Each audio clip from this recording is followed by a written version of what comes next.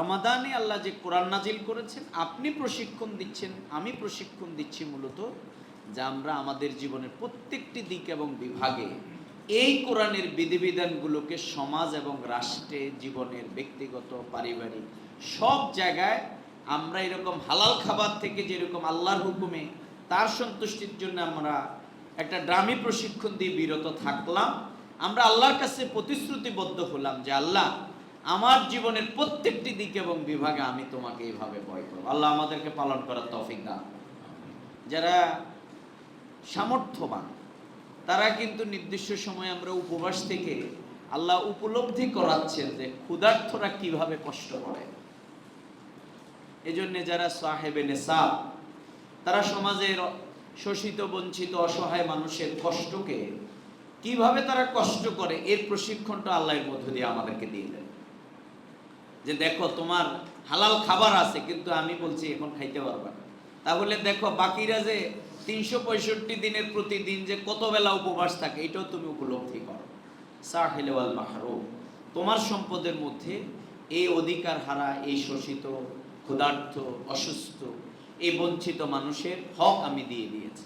তাহলে তোমার উপরে ফরজ হচ্ছে যে তোমার এই সম্পদ গোটাটা তোমার নয়, বরং এর যে অংশগুলোকে আমি অন্যদের জন্য হিসাব করে দেয়াটাকে ফরজ করে দিয়েছে, তুমি এই সময় সেটাকে আমল।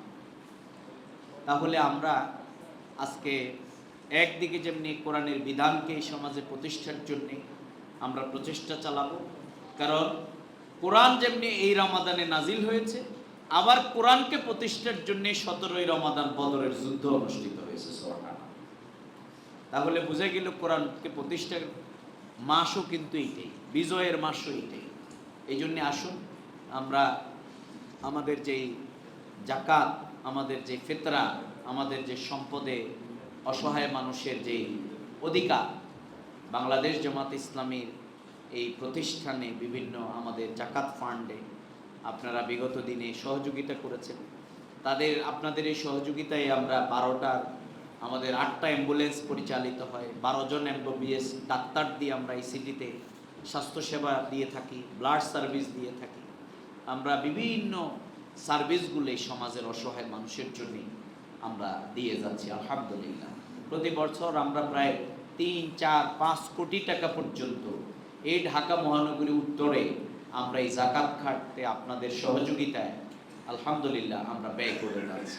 তা আপনারা এবারও আপনারা অতীতের মতোই আপনারা আমাদেরকে সহযোগিতা করবেন, এবং আমরা যে ইনসাফের বাংলাদেশ গড়বার জন্যে আমরা অনেকেই বলে থাকে যে ভোট দিছিলাম দাঁড়িপাল্লায়, কিন্তু রেজাল্ট হইল আরেকটা। এই কষ্ট, দুঃখ, বেদনা নিয়ে অনেকে আমরা আছি।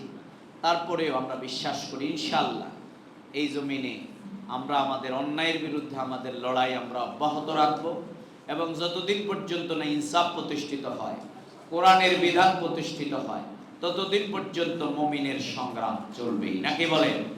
আল্লাহ তাআলা সেই সংগ্রামে আমাদেরকে একত্রিত হয়ে এই সুন্দর সমাজ বিনির্মাণের জন্য তাকওয়া এবং যাকাত ভিত্তিক যে আমাদের অর্থ এবং তাকওয়া ভিত্তিক যে সমাজ, সে সমাজ বিনির্মাণে আমাদের ঐক্যবদ্ধ ভূমিকা পালনের তৌফিক আনায়।